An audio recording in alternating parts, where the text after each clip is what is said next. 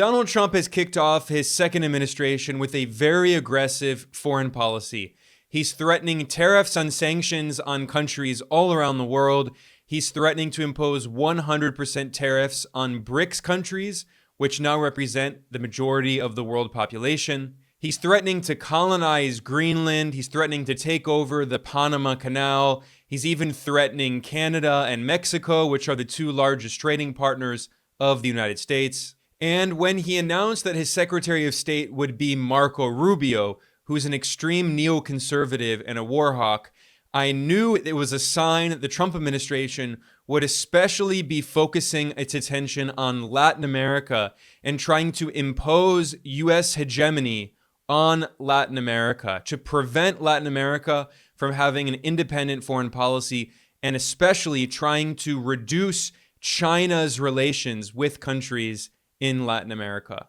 During Trump's first administration, Marco Rubio called for the U.S. military to invade Venezuela to overthrow the Venezuelan government. And he also wants to impose more sanctions on countries in Latin America like Cuba and Nicaragua. He wants to overthrow the left-wing governments in the region, which are many of the governments in the region. And now that Trump is in the White House, one of the first countries that they have targeted is Colombia.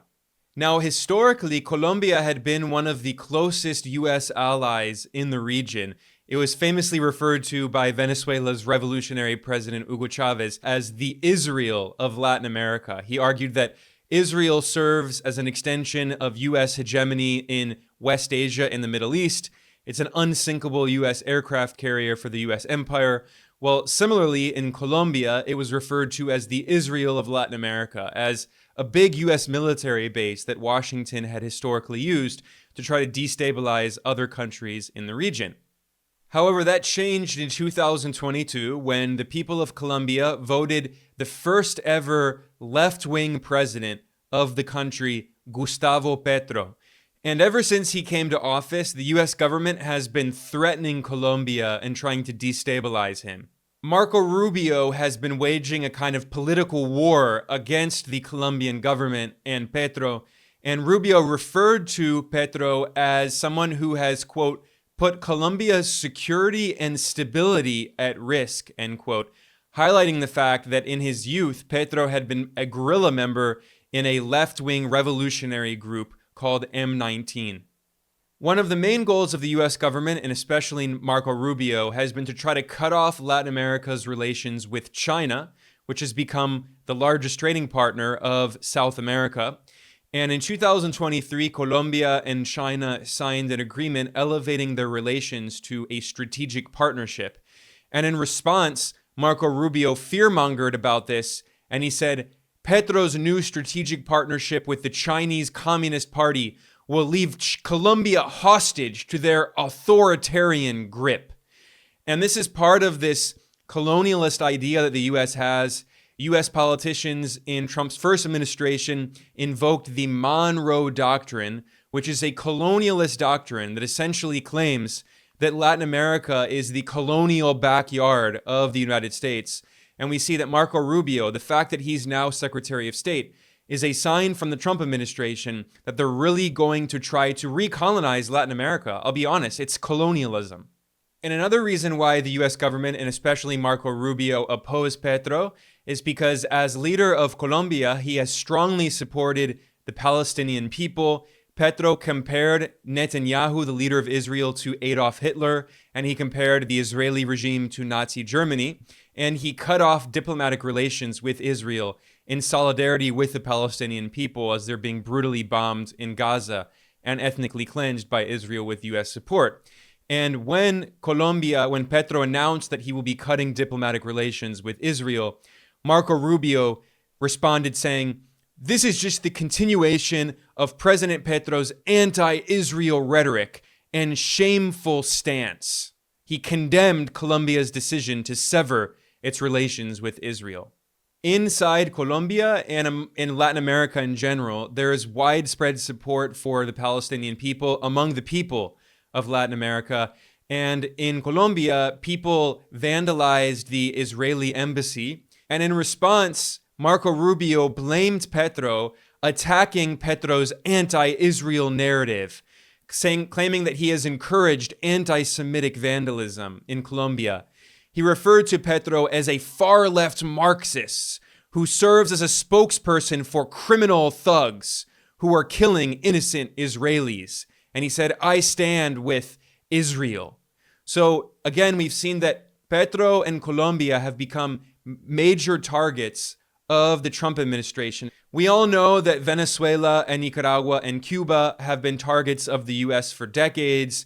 And this is, of course, bipartisan. Republicans, Democrats trying to overthrow the leftist governments in Venezuela, Nicaragua, and Cuba, imposing sanctions, economic blockades, carrying out coup attempts.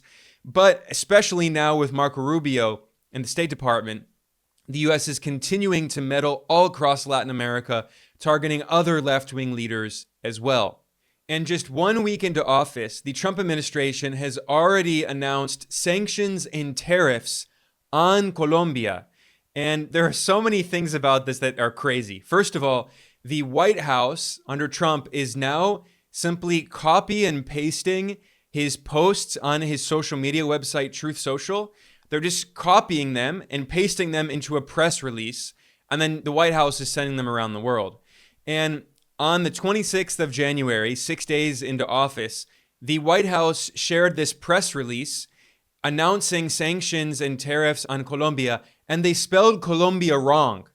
They spelled it like Columbia, like the University of Columbia. But no, it's Colombia with 2 O's. So while he's announcing sanctions and tariffs, he can't even spell the country's name right. And he announced emergency 25% tariffs on all Colombian goods, and then an additional 25% raised. So that's going to be 50% tariffs after 1 week. And he announced sanctions and restrictions on government officials in Colombia. Trump also announced that the U.S. will put sanctions on family members of Colombian government officials and supporters. So if you support the Colombian government, Trump says he's going to put sanctions on you. I mean, how do you even do that? This is so crazy. And then Trump also said he's going to put treasury, banking, and financial sanctions on Colombia. And why did he announce this? It's because Trump has been deporting immigrants to countries in Latin America, and he's put them in handcuffs on their hands and on their legs. So Trump is humiliating these people from across Latin America. There was a video that went viral in Latin America showing people from Brazil, immigrants who were undocumented in the US. Trump deported them back to Brazil in handcuffs on their hands and legs. It's completely humiliating. And this has angered people all across Latin America, not just government officials, but average people. So the Brazilian government condemned this, and many other leaders in Latin America have condemned this because, these are elected leaders. They need to win the support of their people, and their people are furious because they're being brutalized and humiliated by the Trump administration. In response to this, Petro announced that he will not allow Trump to send those planes to Colombia with these immigrants. And he said the United States cannot treat Colombian immigrants as criminals. And he's not saying that the U.S. can't deport these people who are undocumented to the U.S. He's saying that they must be treated with dignity. And he said that the United States needs to establish a protocol with Colombia so Colombia can receive those immigrants with dignity. In fact, in a very symbolic move, Petro announced that he would use the presidential plane of Colombia to go and pick up the Colombian immigrants to be taken back to Colombia in dignity. Petro also announced that he would respond to all U.S. tariffs on Colombia by putting tariffs on U.S. goods. So Trump said that he's going to put 25% tariffs in the first week on Colombian goods. So Petro announced that he ordered the government to impose 25% tariffs on imports coming from the U.S. And he also announced he called on people in Colombia to work together to massively expand domestic production. And he said, U.S. products whose price will go up because of tariffs, we should replace those products with our own national production. And he said the government will help to increase local production inside Colombia. So Trump thinks that he can just bully countries and impose tariffs on countries around the world and they'll all give in. But what we're actually seeing is that leaders like the president of Colombia and other leaders are saying, fine, we will respond to US tariffs by putting our own tariffs on US goods, and we're going to be more self-sufficient. We're going to increase our domestic production, and you can't push us around like an imperial bully. Petro responded to Trump saying, quote, "We have never been opposed to taking back immigrants, and we have stopped immigration. The stupid US blockade on Venezuela is what unleashed millions of people immigrating to the US." He said, "Do not demand that I take in people deported from the US in handcuffs on a military plane." He said, quote, "We are not a colony of anyone," end quote. So like I said, he's not saying that we're not going to take in people who have been deported because they were in the US without documents. He's saying they need to be treated with dignity. They can't be put in handcuffs. And he's saying we are not a US colony. We are an independent, sovereign country. And note how he also pointed out how it's the US sanctions and the blockade on Venezuela that have caused millions of people to leave, to immigrate. So the US bears responsibility for a lot of this immigration.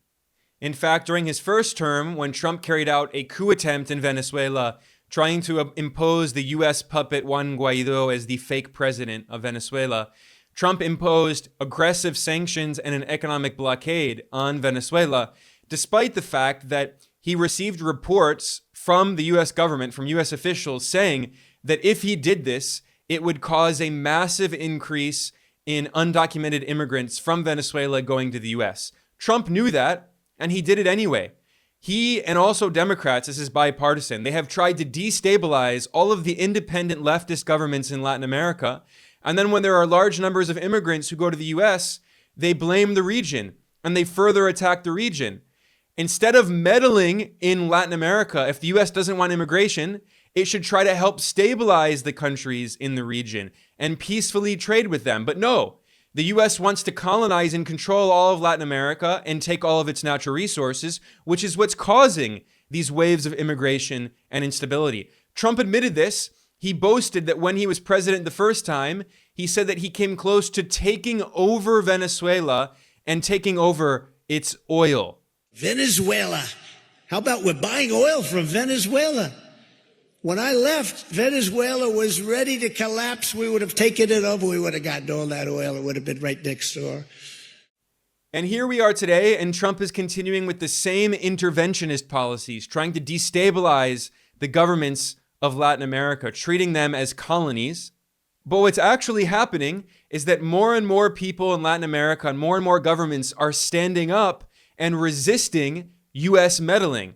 The leftist president of Honduras, her name is Xiomara Castro, of no relation to Fidel Castro of Cuba, she announced in response to these US attacks on Colombia that she's holding an emergency meeting of the CELAC, which is the Community of Latin American and Caribbean States. It brings together all of the countries in the region. This is an alternative to the US-dominated Organization of American States, the OAS, which is based in Washington and controlled by the US government, basically. And President Petro of Colombia announced that he will be traveling to Honduras to attend this meeting of the CELAC.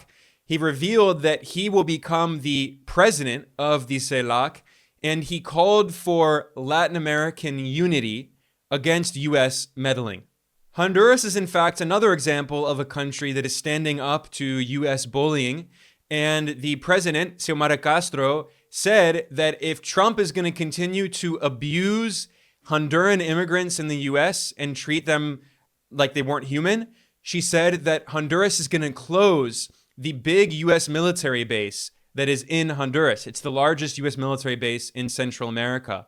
So these leaders are standing up. They're saying, we're not your colonies. We're not your servants. We are independent sovereign countries, and you can't push us around. If you push us around, there will be consequences. Another clever example of this was Petro pointed out that there are 15,660 US citizens who are in Colombia illegally, violating immigration law. And he said those nearly 16,000 US citizens need to go to migration services and regularize their situation. They need to abide by Colombian law because they are illegal immigrants in Colombia. He said the first and most important thing is dignity in Colombia and Latin America. They want to be treated with dignity. And he said immigrants are human beings, they have rights, and they should not be treated badly. We're also living in an increasingly multipolar world today where countries in Latin America have other options. They're no longer as dependent on the US. China is the largest trading partner of South America. And if you take all of Latin America, excluding Mexico, China is the largest trading partner of the region. Of course, Mexico, as the southern neighbor of the US, has very close trade relations with the US. That makes sense. But most of the other countries in the region already trade more with China than they do with the US. And China has had the world's largest economy when you measure its GDP at purchasing power parity since 2016. So Trump thinks that countries don't have other options, but they do. And what's very interesting is that while the US was threatening Colombia, the Chinese ambassador in Colombia, Zhu Jingyang, he tweeted, quote, "We are in the best moment of our diplomatic relations between China and Colombia, which are turning 45 years old," end quote. So while the US is imposing tariffs and sanctions on Colombia, threatening people who support the Colombian government with sanctions, treating Colombia as if it were a colony, meanwhile, China is saying, we have the best relations we've ever had, and China is treating Colombia as an equal country, as an equal partner with dignity. Now, of course, not all of the politicians in Latin America have been defending their country's sovereignty against US imperialism and meddling and bullying. The right-wing politicians in Colombia are some of the most pro-US politicians on earth. They care more about the US than they care about their own country. And the right-wing candidate in the 2022 presidential elections, who was defeated by Gustavo Petro, his name is Fico Gutierrez, and he published this long tweet bowing down to the US and the Trump administration, saying that he's going to create a delegation of mayors from Colombia, from right-wing parties, who are going to go to the White House to meet with Trump. And he praised the United States, saying that for 100 years it's been a great ally who supported our country. We love the United States. Petro responded to this right-wing politician, Fico Gutierrez, and he said, "It does not surprise me to see them bowing down to the US." So he's saying it openly. They're bowing down to the US empire. And Petro continued saying, "We fight so poor families don't offer their young daughters to the gringos. It is a matter of national dignity." So, I mean, he's just saying it all openly here. He's saying what so many people in Latin America think, but many politicians are afraid of saying it because they're afraid of being threatened and attacked by the US empire. He's saying, we're not going to sell our daughters to the gringo imperialists who are trying to colonize us. This is a matter of dignity. We're defending our dignity. The Trump administration's strategy is to try to overthrow all of the independent leaders in Latin America, to put into power obedient right-wing puppets like Javier Milei in Argentina, who basically worships the United States. Look, I lived in Latin America for several years. I know the region quite well. And of all of the regions of the world, the right wing in Latin America is probably the most pro-US, the most subservient. The conservative oligarchs in Latin America are more loyal to the US than they are to their own countries. They're not loyal to their countries. They actually support the US over their own national interests. We, of course, also see this in Europe, where there are many politicians, Atlanticist politicians, who care more about NATO and the US-EU relations than they care about their own country's economies. But among the right-wing oligarchs in Latin America, they are as pro-US as it gets. They are proud of it. They worship the United States. They all want to live in Miami. Many of them have dual citizenship. In fact, the current leader of Ecuador, the right-wing president, Daniel Noboa, he is the son of the richest billionaire oligarch in Ecuador, and he's a dual citizen of the United States. He was sitting in the front row at Trump's inauguration in Washington, and in fact, immediately after he became president of Ecuador, he flew to the United States because his wife was pregnant, And he, again, a U.S. citizen who's the president of Ecuador, his wife gave birth to his child in Florida because he wanted to make sure that his child would be born a U.S. citizen. This is the sitting president of Ecuador, a right-wing oligarch, the son of the richest oligarch in the country. These are the kinds of conservative oligarchs that the U.S. wants to control all of Latin America. And the Trump administration is trying to destabilize all of the independent leaders, to put in puppets, and he wants them to cut off ties with China, to cut off ties with Russia and Iran, and to be obedient U.S. vassals. And that's why he chose Marco Rubio to be Secretary of State. And to conclude this analysis today, I actually want to read a very long post that was published by Petro in response to Trump.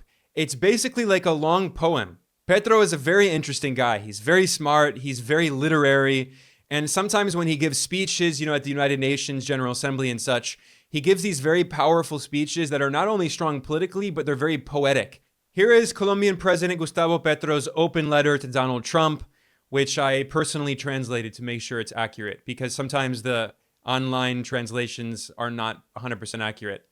He said, quote, "Trump, I don't really like traveling to the US. It's a bit boring, but I confess that there are some things that are worth it. I like going to the black neighborhoods of Washington. There I saw a fight in the US Capitol between blacks and Latinos with barricades, which seemed like nonsense to me because they should unite. I confess that I like Walt Whitman and Paul Simon and Noam Chomsky and Miller." When he said Miller, it's not clear if he meant Arthur Miller or Henry Miller. But anyway, I'm going to continue. He said, "I confess that Sacco and Vanzetti, who have my blood in the history of the U.S., they are memorable and I follow them. Sacco and Vanzetti were Italian immigrants to the U.S. who were anarchists, they were socialists, and they were labor leaders, and they were killed by the U.S. It's widely thought by historians that they were framed by the U.S. as a threat to the working class movement, the revolutionary movement, to try to say, if you try to challenge the U.S. capitalist oligarchs, the robber barons, then we will kill you. So he's honoring them. Petro is honoring these labor leaders. I'm continuing with the letter. He said, quote, "They were murdered for being labor leaders with the electric chair by the fascists who are in the U.S. as well as in my country." So he's saying that there are fascists in the U.S. and also there are fascists in Colombia. He continued saying, quote, "I don't like Trump's oil. He is going to end the human species because of greed.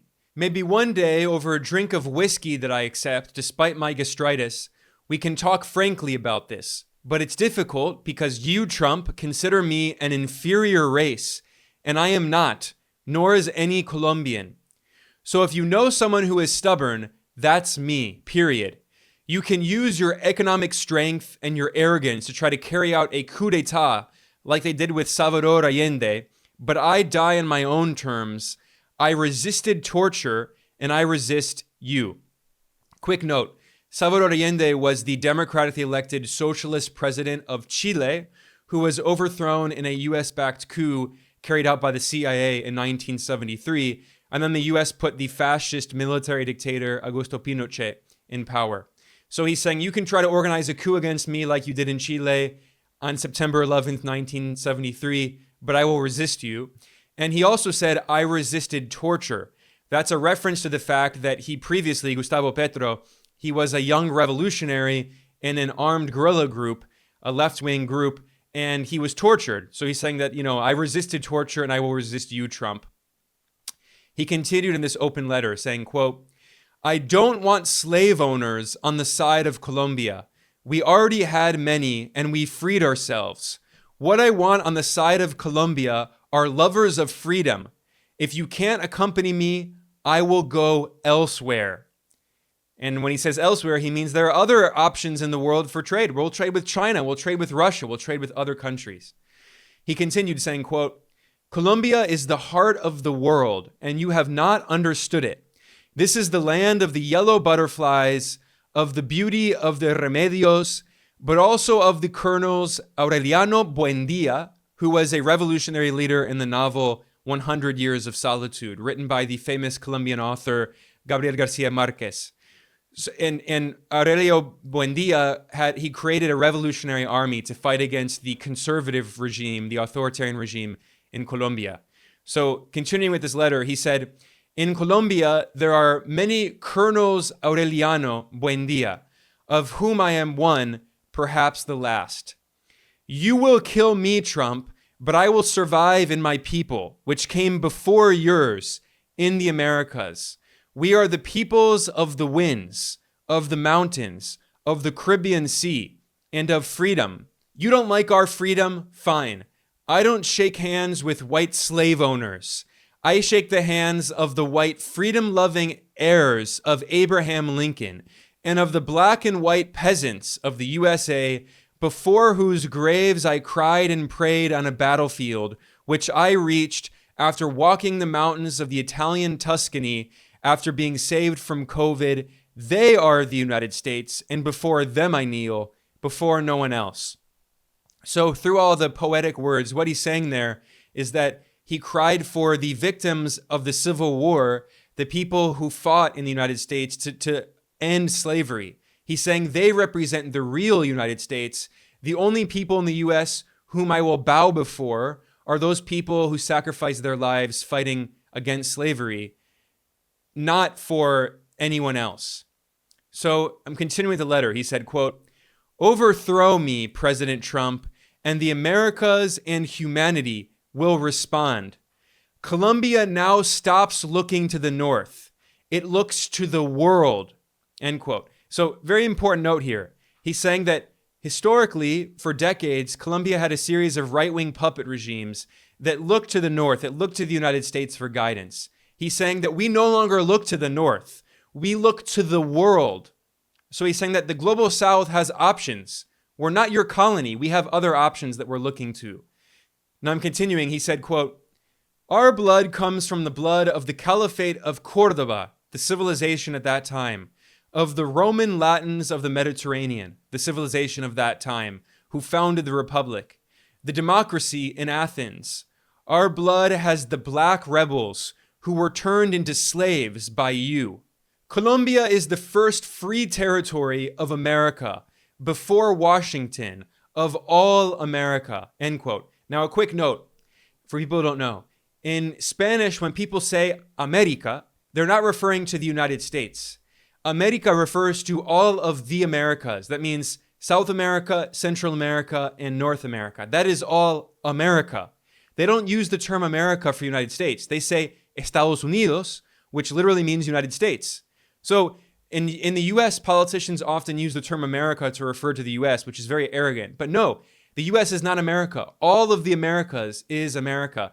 And what he's saying is that Colombia was the first free territory and that they fought against Spanish colonialism and freed themselves. So going back to his letter, Petro wrote, quote, Colombia is the first free territory of America before Washington, of all America. There I take shelter in its African songs. My land is made of goldsmiths from the time of the Egyptian pharaohs and of some of the earliest artists of the world in Chiribiquete.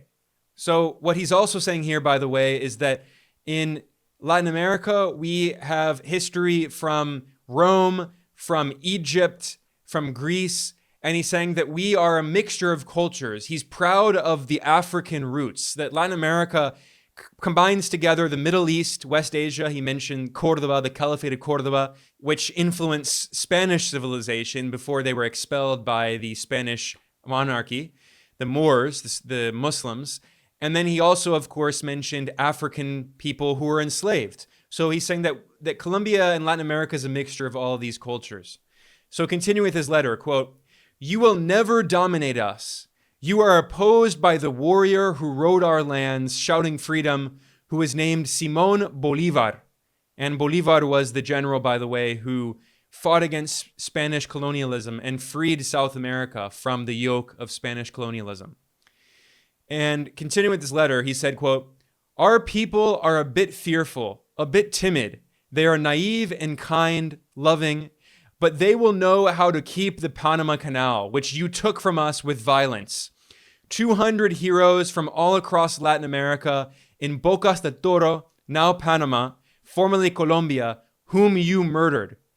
Continuing in the open letter, Petro referenced the famous left-wing leader in Colombian history, Jorge Eliezer Gaitan, who was a leftist who was murdered by the oligarchy backed by the US.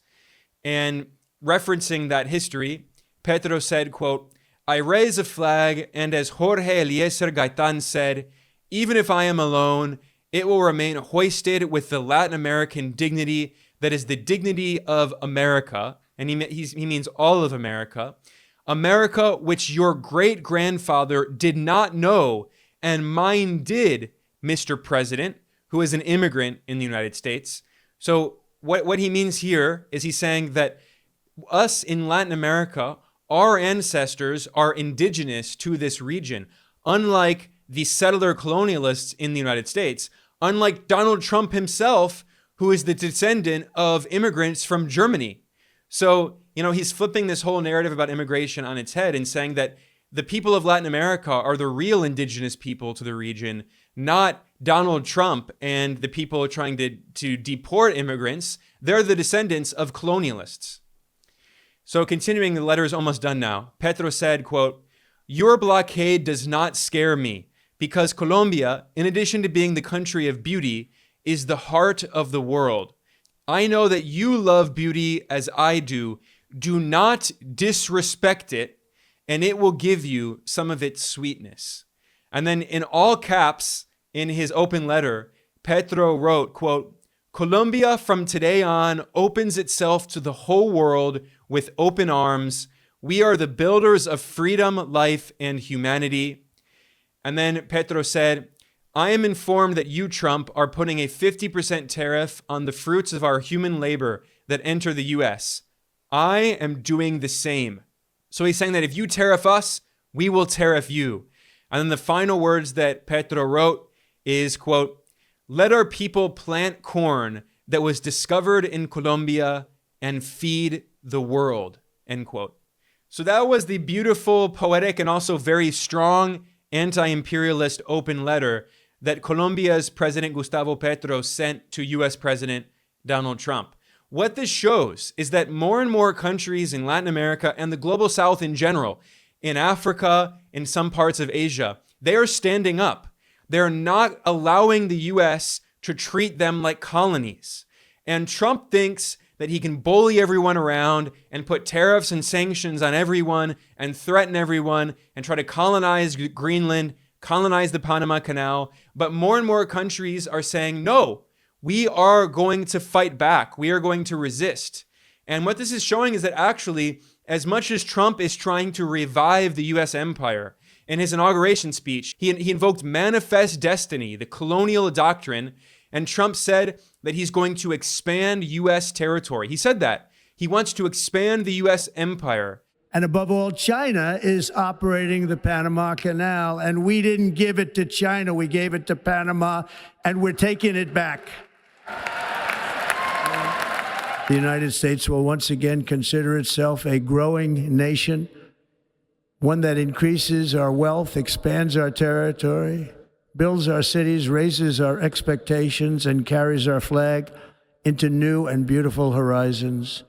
And we will pursue our manifest destiny into the stars. But other countries are saying, no, the US is not the imperial dictator. Countries around the world are resisting against US imperial authoritarianism, against the US imperial dictatorship, and they are seeking alternatives. And of course, BRICS is part of that. The community of Latin American and Caribbean states in Latin America, CELAC, is part of that as well. The countries of the global South, which represent the global majority, they're not just sitting on their hands. They are creating alternatives and fighting back. And here at Geopolitical Economy Report, this is one of the main things that we report on, the resistance of the global South against US imperialism. So if you like the work that we do, please like and subscribe. Please share this. I am Ben Norton, the editor-in-chief of Geopolitical Economy Report. I will be back soon for more reporting. Thanks everyone for joining me today. I'll see you all next time.